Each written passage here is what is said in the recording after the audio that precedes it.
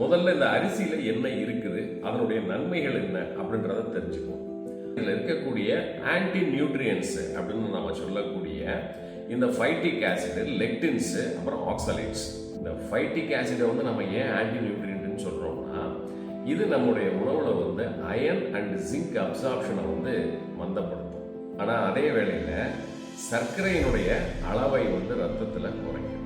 அடுத்ததாக இந்த லெக்டின்ஸ் எடுத்துக்கிட்டீங்கன்னா, பொதுவாகவே நாம் இந்த அரிசி உணவை அதிகமாக சாப்பிடும்போது வயிறு உப்பிசமும் ஒரு சில டிஸ்கம்ஃபர்ட்ஸும் உண்டாகும். அதற்கு காரணம் இந்த லெக்டின் அளவுகள் தான். ஆனால் இதையும் தாண்டி இது பயக்கக்கூடிய ஒரு மிகப்பெரிய ஒரு நன்மை என்ன அப்படின்னு சொல்லி பார்த்தீங்கன்னா, ஆன்டி கேன்சர் எஃபெக்ட் அப்படின்னு சொல்லக்கூடிய கேன்சர் நோய் வராமல் தடுப்பதற்கான ஒரு மிக முக்கிய மூலக்கூறாக இது இருக்கிறது. அடுத்து மூன்றாவதாக எடுத்துக்கிட்டிங்கன்னா இந்த ஆக்சலேட்ஸ், அதாவது கிட்னியில் ஸ்டோன்ஸை உருவாக்கக்கூடியது.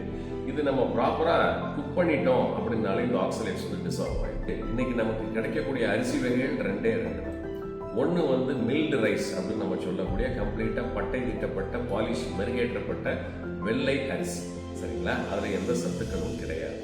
அது இரண்டாவதாக எடுத்துக்கிட்டிங்கன்னா இந்த பேராபாயில்டு ரைஸ் நம்ம சொல்லக்கூடிய பாரம்பரிய முறையில் தயாரிக்கப்படக்கூடிய அரிசிகள். இதை முழுமையான நெல்களை அவித்து அதுக்கப்புறம் அதை காய வச்சு அதுக்கப்புறம் கை குத்தலோ இல்லை ஒரு மெஷின் மூலியமாகவோ டீஹஸ்கிங் பண்ணி அந்த ரைஸை எடுத்து மார்க்கெட்டில் கொண்டு வரணும். அப்போ நம்முடைய உணவுக்கு நாம் தேர்வு செய்யக்கூடிய ஒரு அரிசி எப்படி இருக்கணும் அப்படின்னா, அனைத்து சத்துக்களையும் உள்ளடக்கிய ஒரு அரிசியாக இருக்கணும். அந்த அரிசி பேராபாயில்டு அரிசியாக மட்டும்தான் இருக்க முடியும். இப்போ இந்த ரெண்டு அரிசியை நீங்கள் எப்படி கண்டுபிடிக்கலாம் எளிதாக அப்படின்னு சொல்லி பார்த்தீங்கன்னா, எந்த அரிசிகள்லாம் நீளமாக இருக்கிறதோ அது எல்லாமே பார்த்தீங்கன்னா இந்த சத்துக்களை ஓரளவுக்கு உள்ளடக்கியதாக இருக்கும். எந்த அரிசியெல்லாம் குட்டையாக இருக்கிறதோ அதெல்லாம் அந்த சத்துக்கள் குறைவாக இருக்கக்கூடிய ஒரு அரிசியாக பார்க்கப்படுகிறது. அப்போ சத்துக்கள் நீக்கப்பெற்ற அந்த அரிசிகள் எளிதில் உடைந்து விடும். அரிசியை வேக வச்சு இறக்குனதுக்கு பிறகு ஒரு 4 இருந்து ஒரு 6 மணி நேரம் அப்படியே நீங்கள் கூலாக விட்டுட்டீங்க அப்படின்னா அந்த அரிசி அதனுடைய திடத்தன்மையோடு இருக்கணும். அதே மாதிரி தனித்தனியாக இருக்கணும். அப்படி இருந்துச்சுன்னா இது இந்த சத்துக்களை உள்ளடக்கிய ஒரு நல்ல அரிசி நாம் எடுத்துக்கலாம். அதை விட்டுட்டு இது குழகுழன்னு குழஞ்சி போய் ஒன்றோட ஒன்று ஒட்டி ரொம்ப சாஃப்டாக இருந்துச்சு அப்படின்னா இது சத்துக்கள் இல்லாத ஒரு அரிசி.